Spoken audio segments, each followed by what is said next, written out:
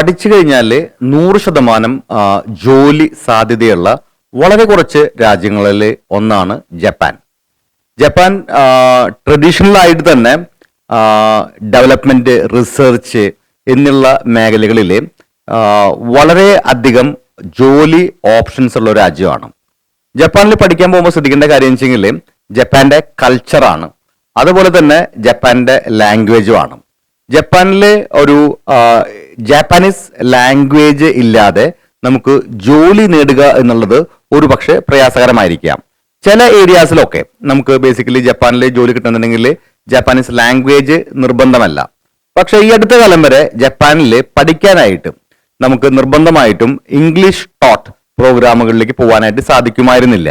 പക്ഷേ ഇപ്പം ജപ്പാനിലെ പല യൂണിവേഴ്സിറ്റികളും ജപ്പാനീസ് ടോട്ട് മാത്രമല്ല, അതോടൊപ്പം തന്നെ ഇംഗ്ലീഷ് ടോട്ട് കോഴ്സുകളും ഓഫർ ചെയ്യുന്നുണ്ട്.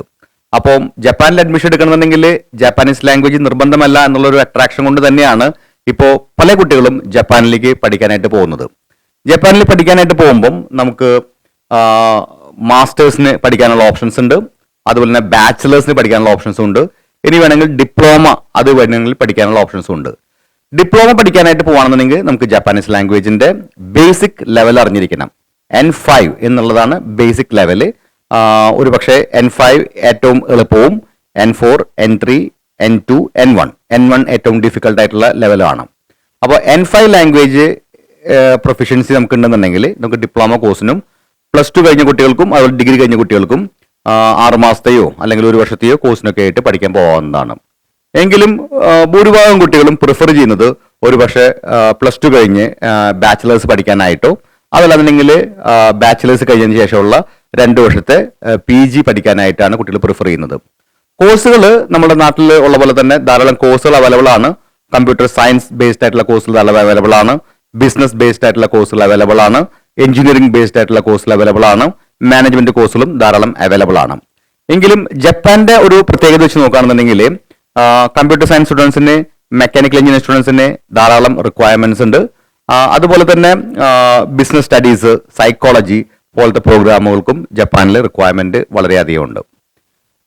ജാപ്പാനീസ് ലാംഗ്വേജ് അറിഞ്ഞിരിക്കുകയും നമുക്ക് ഇംഗ്ലീഷ് ലാംഗ്വേജിൽ പ്രൊഫിഷ്യൻസി ഉണ്ടായിരിക്കുകയും ചെയ്തു കഴിഞ്ഞാൽ അവർക്കും ജപ്പാനിൽ തൊഴിലവസരങ്ങൾ ധാരാളം ഉണ്ട്. എസ്പെഷ്യലി ജപ്പാന്റെ ഒരു പുതിയ ജനറേഷൻ അവർ ഇംഗ്ലീഷ് ലാംഗ്വേജിലേക്ക് വന്നുകൊണ്ടിരിക്കുകയാണ്.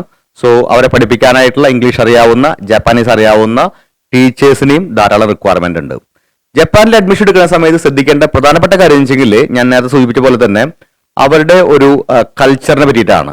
അപ്പോൾ അധികം ലൗഡായിട്ട് സംസാരിക്കുന്ന അല്ലെങ്കിൽ ഒരു ഇന്ത്യൻ കൾച്ചർ ഒരു പക്ഷേ അറിയാമല്ലോ, ഈ പറയുന്ന ഭയങ്കര നോയ്സി ആയിട്ടുള്ള അറ്റ്മോസ്ഫിയർ, ഭയങ്കര സ്ട്രോങ് സ്മെല്ലുകൾ, ഇങ്ങനത്തെ കാര്യങ്ങളൊക്കെ ജപ്പാനീസ് അത്ര പ്രിഫർ ചെയ്യുന്നില്ല. അപ്പം ജപ്പാനിലേക്ക് പോകാൻ തയ്യാറെടുക്കുന്ന കുട്ടികളാണെന്നുണ്ടെങ്കിൽ ജപ്പാനീസ് കൾച്ചറിനെ പറ്റിയിട്ടും നന്നായി അറിഞ്ഞിരിക്കുന്നത് റിക്വയർഡ് ആയിട്ടുള്ള ഒരു കാര്യം തന്നെയാണ്. ഇനി ജപ്പാനിലത്തെ കോഴ്സ് ഡ്യൂറേഷൻ മാസ്റ്റേഴ്സിനാണെങ്കിൽ 2 വർഷവും അതുപോലെ തന്നെ ബാച്ചിലേഴ്സ് ആണെന്നുണ്ടെങ്കിൽ 4 വർഷവുമാണ്. ഡിപ്ലോമകളാണെന്നുണ്ടെങ്കിൽ 6 മാസമുള്ള അല്ലെങ്കിൽ 1 വർഷമുള്ള ഡിപ്ലോമകളും അവൈലബിൾ ആണ്. ഇതിന്റെ ഫീ സ്ട്രക്ചർ വരുന്നത് അപ്രോക്സിമേറ്റ്ലി 8 lakhs ആണ് മാസ്റ്റേഴ്സ് പ്രോഗ്രാമിന്. അതുപോലെ തന്നെ ബാച്ചിലേഴ്സ് പ്രോഗ്രാമിനും. ഡിപ്ലോമ പ്രോഗ്രാമുകളാണെന്നുണ്ടെങ്കിൽ ഒരു 4 to 5 lakhs അടുത്താണ് ഡിപ്ലോമ പ്രോഗ്രാംസ് വരുന്നത്. ജപ്പാനിൽ നമുക്ക് പാർട്ട് ടൈം ജോലികൾ അവൈലബിൾ ആണ്. നമുക്ക് പാർട്ട് ടൈം ആയിട്ട് 28 hours പെർ വീക്ക് നമുക്ക് വർക്ക് ചെയ്യാം. ഏകദേശം ഒരു 1000 മുതൽ 1200 രൂപ വരെ പെർ അവറിൽ ഏൺ ചെയ്യാനും ജപ്പാനിൽ നമുക്ക് സാധിക്കും. നമുക്ക് സ്റ്റേ ബാക്ക് ആയിട്ട് 1 വർഷം സ്റ്റേ ബാക്കും കിട്ടും. നമുക്ക് ജാപ്പാനീസ് ലാംഗ്വേജ് വേണ്ടെന്ന് ഞാൻ പറഞ്ഞു, പക്ഷേ ഇംഗ്ലീഷ് ലാംഗ്വേജ് മാൻഡേറ്ററി ആണ്. നമുക്ക് ഏകദേശം ഒരു 6 മുതൽ 6.5 IELTS സ്കോർ ഉണ്ടെന്നുണ്ടെങ്കിൽ നമുക്ക് ജപ്പാനിലെ യൂണിവേഴ്സിറ്റികളിൽ അഡ്മിഷൻ എടുക്കാവുന്നതാണ്. Tokyo international university, Kyoto university, ഇങ്ങനെ നിരവധി യൂണിവേഴ്സിറ്റികൾ ജപ്പാനിൽ അവൈലബിൾ ആണ്. ജപ്പാനിൽ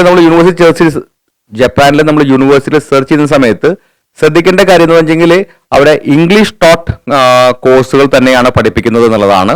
അതിലേക്കുള്ള എലിജിബിലിറ്റി എന്താണെന്ന് നമ്മൾ നോക്കണം. ജപ്പാനിലേക്ക് നമ്മൾ ആദ്യം അപ്ലൈ ചെയ്യുന്ന സമയത്ത് നമ്മൾ ഒരു സ്ട്രോങ് ആയിട്ടുള്ള ഒരു SOP പ്രിപ്പയർ ചെയ്യണം. അതിൽ നമ്മൾ എന്തിനാണ് ജപ്പാനിൽ പോകുന്നതെന്നും എന്തുകൊണ്ടാണ് ജപ്പാൻ ചൂസ് ചെയ്തതെന്നും നമ്മൾ എന്താണ് പഠിക്കാൻ ആഗ്രഹിക്കുന്നത് എന്നുള്ള കാര്യങ്ങളും തിരിച്ച് ഇന്ത്യയിലേക്ക് വന്നു കഴിഞ്ഞാൽ ഇന്ത്യയിൽ നിങ്ങൾ എന്തൊക്കെയാണ് ചെയ്യാൻ ഉദ്ദേശിക്കുന്ന കാര്യങ്ങളും വളരെ വ്യക്തമായിട്ട് എഴുതിയിട്ടുണ്ടായിരിക്കണം. അതുപോലെ തന്നെ അപ്ലിക്കേഷൻ ചെയ്യുന്നതിന് മുമ്പായിട്ട് നമ്മൾ യൂണിവേഴ്സിറ്റിയിൽ വിളിച്ച് യൂണിവേഴ്സിറ്റിയുടെ സൂപ്പർവൈസർ സംസാരിച്ചതിന് ശേഷം മാത്രമേ അപ്ലിക്കേഷൻ ഇടാനായിട്ട് പാടുള്ളൂ.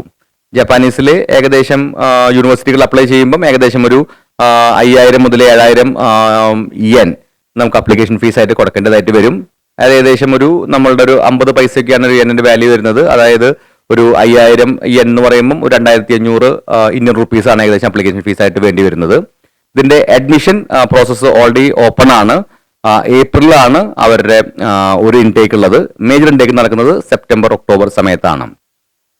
ഈ നവംബർ 5-ാം തീയതിയാണ് ഏപ്രിലേക്കുള്ള അഡ്മിഷന്റെ ഡെഡ് ലൈൻ. സോ നിങ്ങൾക്ക് ജപ്പാനിൽ പോകാൻ താല്പര്യമുള്ള കുട്ടികളാണെന്നുണ്ടെങ്കിൽ എത്രയും നേരത്തെ തന്നെ നിങ്ങൾ ഡോക്യുമെന്റ്സ് കൊടുത്ത് അപ്ലൈ ചെയ്യുക.